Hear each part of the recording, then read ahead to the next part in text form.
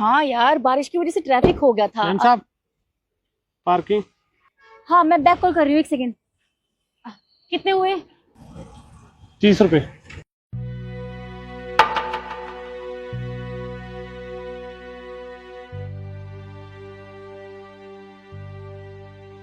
बाकी रख लेना।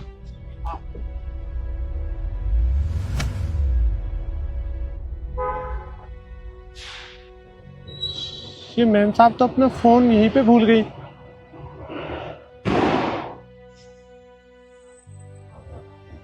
मैं ही रख लेता हूँ।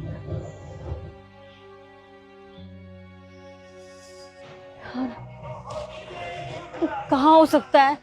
मैं पक्का अपना फोन यहीं छोड़ के गई थी, मुझे याद आ रहा है। कहाँ? समझ नहीं आ रहा। सर, सर यहाँ एक्चुअली एक गार्ड खड़ा था। आपने देखा क्या उसे? नहीं, मैंने तो नहीं देखा। क्या हुआ? नहीं, एक्चुअली क्या है ना, मैं पर्ची कटवा रही थी और मुझे लग रहा है मैं अपना फोन यहीं छोड़ के गई थी, और शायद वो फोन उस गार्ड ने उठा लिया हो। समझ नहीं आ रहा फोन कहाँ गया, कुछ समझ नहीं आ रहा। तो मैडम, आपका फोन है, आपको अपना फोन का ध्यान रखना चाहिए ना। अब गार्ड क्या करेगा इसमें? वो ले गया होगा, अब देखो। पक्का उसी गार्ड ने मेरा फोन चुरा लिया। कहाँ ढूंढूं?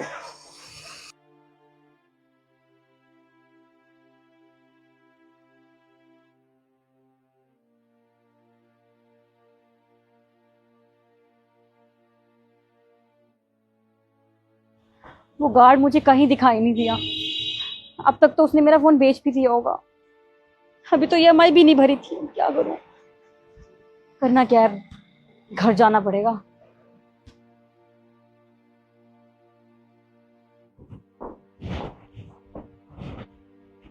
आ गई तुम। मैं ऑफिस से आने के बाद तुम्हारा फ़ोन कब से ट्राई कर रहा हूँ, तुम्हारा फ़ोन स्विच ऑफ जा रहा है। कहाँ है तुम्हारा फ़ोन? तब मेरा फोन चोरी हो गया। क्या? फ़ोन चोरी हो गया? अरे ऐसे कैसे फ़ोन चोरी हो सकता है? नहीं, मुझे क्या पता कैसे हो गया। मैं तो ऑफिस के बाद सीधे शॉपिंग करने के लिए गई थी। वहां पार्किंग में गाड़ी खड़ी की और पर्ची कटवा रही थी, इतने में फोन पता नहीं कहाँ गायब हो गया। सब तरफ ढूंढ लिया, कहीं नहीं मिला, सबसे पूछ लिया, किसी को नहीं पता। और मुझे ना उस गार्ड पे शक है जो वहां पर्ची काट रहा था। पक्का मेरा फोन उसी ने चुराया, मुझे उसके बाद मिला भी नहीं वो। पक्का मेरा फोन लेकर भाग गया। समझ नहीं आ रहा क्या करूँ, फोन की ईएमआई भी नहीं भरी है, दिमाग खराब हो रखा है मेरा। तुम ज़्यादा परेशान मत हो, मैं फ़ोन का बिल लेकर आता हूँ। पुलिस कंप्लेंट करते हैं, फ़ोन मिल जाएगा। सही कह रहे हो तुम, ये सही रहेगा, चलो।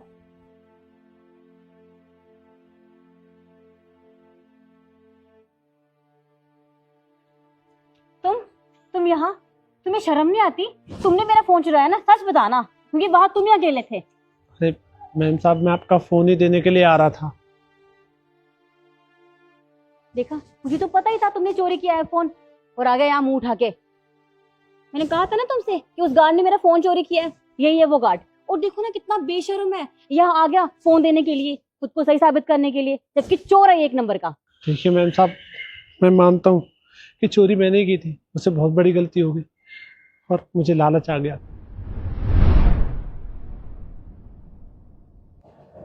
इस फोन के अच्छे खासे पैसे तो मिल ही जाएंगे। हाँ,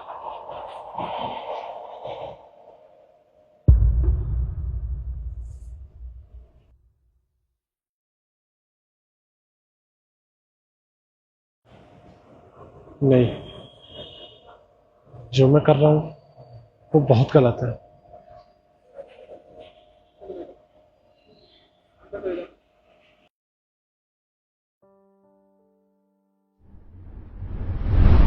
इनकी माँ की फोटो देखकर मुझे अपनी माँ की याद आ गई और मुझे समझ में आ गया कि मैं कितने गलत रास्ते पर चल रहा था, कितना गलत किया मैंने, और इसलिए मैं इनका फ़ोन देने के लिए आ गया। पर देखिए, मैं आपसे हाथ जोड़ता हूँ, आप मेरी कंप्लेन मत करना। वैसे तुम्हें यहाँ का पता कैसे मालूम? तो आपके फ़ोन के पीछे आपका आधार कार्ड लगा हुआ है। अच्छा, तुम्हारी माँ का इलाज चल रहा है, उसके लिए कितने पैसे चाहिए तुम्हें? ज़्यादा नहीं, बस 15,000 रुपये। देखा, तुम्हारे पास कैश है कुछ? हाँ, मैंने कैरी किए थे, एक सेकंड।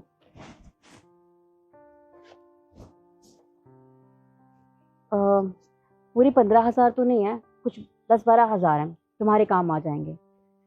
लेकिन तुमसे एक बात कहूँ मैं, तुमने जो भी किया है ना, बहुत गलत किया है। ठीक है, तुम्हारी सिचुएशन ऐसी थी, तुम्हें समझ में नहीं आया, तुम्हें पैसों की जरूरत थी, लेकिन चोरी करना हर सिचुएशन का हल नहीं है। अरे तुम किसी से पैसे मांग लेते, मुझसे पैसे मांग लेते, मैं तुम्हारी मदद कर देती, पर तुमने क्या किया? तुमने चोरी को प्रायोरिटी दी। ये सब गलत है। आगे से चोरी करने से पहले ना 100 बार सोच लेना, तुम समझे? तुम जी देखो, सबसे पहले तो तुमने बहुत बड़ी गलती की चोरी कर कर, लेकिन एक अच्छी बात भी है, तुमने साथ के साथ अपनी गलती सुधार भी ली। अगर तुम गलती से इस फ़ोन को बेच देते और पैसे लेकर अपनी माँ का इलाज करा देते तो तुम्हें ऐसी चीज़ों की आदत पड़ जाती। तुम चोरी हर रोज़ करते, तुम मेहनत से कमाना बिल्कुल भूल जाते। तुमने बहुत अच्छा किया कि तुम फ़ोन लेकर वापस आ गए बिना डरे हुए।